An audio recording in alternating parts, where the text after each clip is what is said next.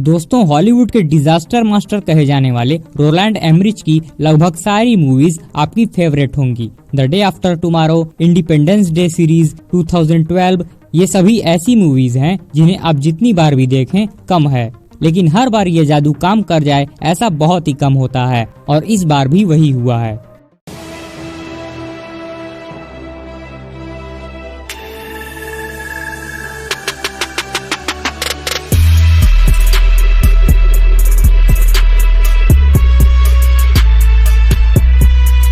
मूनफॉल यह एक science fiction disaster movie है जिसे रोलैंड एमरिच ने को-राइट, प्रोड्यूस एंड डायरेक्ट किया है। यह हिंदी और इंग्लिश दोनों ही लैंग्वेज में अवेलेबल है। कहानी में हम देखते हैं कि अंतरिक्ष में एक स्पेस शटल पर अचानक से कुछ एआई क्रिएचर द्वारा अटैक होता है और सब बर्बाद हो जाता है। इस इंसिडेंट के 10 साल बाद एक रिसर्चर अपनी ऑब्जर्वेशन के दौरान पाता है कि चांद अपनी ऑर्बिट से निकलकर धीरे धीरे पृथ्वी की ओर बढ़ रहा है। अब यह कैसे और क्यों हो रहा था, इसके बारे में किसी को कुछ नहीं पता है। यहाँ पर नासा सबसे निकम्मी और नालायक एजेंसी दिखाई गई है, जिसको खुद कुछ नहीं पता कि चल क्या रहा है। पृथ्वी के चारों तरफ दुनिया भर के सैटेलाइट केवल सीनरी के लिए सजाए गए हैं। मतलब बेवकूफी की भी हद होती है। वैसे तो ये लगभग सारी मूवीज में होता है। मुसीबत का पता कोई और लगाता है और नासा को एकदम लास्ट में पता चलता है कि ऐसा भी कुछ होने वाला है। फिर अंत में सारा क्रेडिट नासा लेकर चला जाता है और जो खोजा रहता है उसके ऊपर या तो एस्टेरॉयड गिर जाता है या फिर वो ऑक्सीजन की कमी से मर जाता है। खैर, ये तो सब में कॉमन है, इसका क्या ही कर सकते हैं।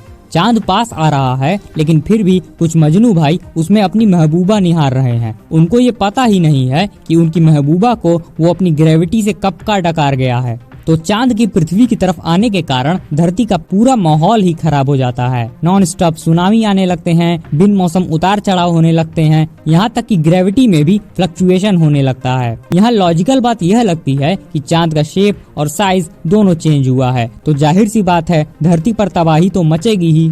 नासा की टीम इस इंसिडेंट का इन्वेस्टिगेशन करती है तो उन्हें पता चलता है कि जिन एआई क्रिएचर्स ने उनकी टीम पर अटैक किया है, उन्हीं क्रिएचर ने चांद पर कई किलोमीटर का एक होल कर दिया है जो कि सीधे उसके कोर तक जाता है, और उन्हें लगता है कि यही वजह है चांद अपने ऑर्बिट से निकलकर धरती की ओर आ रहा है। अब यहाँ से मिशन 2 पार्ट में बढ़ जाता है। एक मिलिट्री मिशन है जो कि चांद को कई सारे न्यूक्लियर बम से उड़ाना चाहता है, तो दूसरी तरफ 3 लोगों की एक टीम ईएमपी डिवाइस लेकर चांद पर जाती है इन्वेस्टिगेशन करने। ईएमपी यानी इलेक्ट्रोमैग्नेटिक पल्स, आमतौर पर इसे एक हथियार के तौर पर इस्तेमाल किया जाता है। फिल्मों में तो आज तक ऐसा ही दिखाया गया है। इसे डेटोनेट करने पर एक इलेक्ट्रोमैग्नेटिक फील्ड की बहुत पावरफुल एनर्जी जनरेट होती है, जिसके कारण बिजली से चलने वाली सारी डिवाइस बंद हो जाती हैं। फास्ट एंड फ्यूरियस 8 में भयंकर लेवल पर इसका इस्तेमाल तो आपने देखा ही होगा। चांद के सेंटर में पहुंचने पर वो देखते हैं कि वो एआई क्रिएचर एक वाइड ड्रॉप से निकलने वाली एनर्जी को एब्जॉर्ब कर रहा है और उसके चारों तरफ काफी हाई एडवांस मेगा स्ट्रक्चर बना हुआ है जो कि उसे प्रोटेक्ट कर रहा है। कुल मिलाकर कहने का ये मतलब है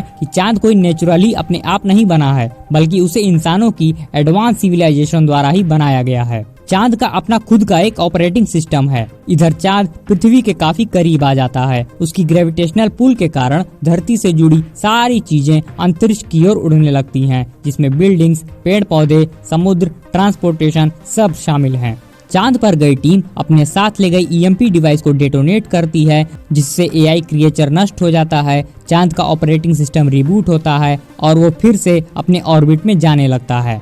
इसे देखने के बाद मेरा भी सेम यही रिएक्शन था। क्या वाहियात चीज बनाई है यार। इसका कॉन्सेप्ट इतना माइंड बेंडिंग है कि दिमाग हिलाकर रख दे। अगर इसके अराउंड एक अच्छी कहानी को लिखा गया होता तो साइंस फिक्शन की दुनिया में ये एक माइलस्टोन बन गया होता, लेकिन इतना गंदे तरीके से इसमें हगा गया है कि पूछिए मत। इसे देखने का सबसे बड़ा प्लस पॉइंट है कि इसमें आपको बहुत से साइंटिफिक टर्म्स जैसे Dyson sphere, O'Neill's arm, Stanford torus जैसे बहुत सी फ्यूचरिस्टिक स्पेस कॉलोनीज के बारे में जानने को मिलेगा। इसके वीएफएक्स भी एकदम नेक्स्ट लेवल के हैं। इसमें ऐसे ऐसे सीन्स हैं जिन्हें आपने पहले कभी नहीं देखा होगा। लेकिन सब कुछ वीएफएक्स ही नहीं होता। सिर्फ इसके दम पर आप मूवी को नहीं चला सकते। उसके लिए आपको सबसे पहले बेस मजबूत करना होता है, जो है कहानी। अगर आप इसे ही ठीक से प्रेजेंट नहीं कर पाए तो पूरी मूवी में मजा नहीं आने वाला, फिर चाहे आप कितना भी दिमाग लगा लो। और यहाँ यही हुआ है। ग्राउंड ब्रेकिंग दिखाने के चक्कर में कहानी कब ग्राउंड ब्रेक करके पाताल में चली जाती है पता ही नहीं चलता।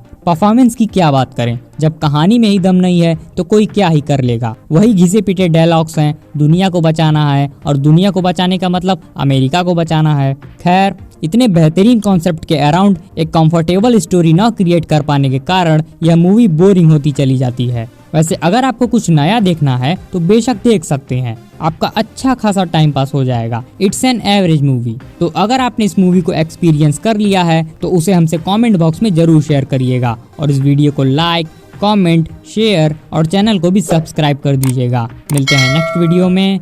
जय हिंद, जय श्री राम।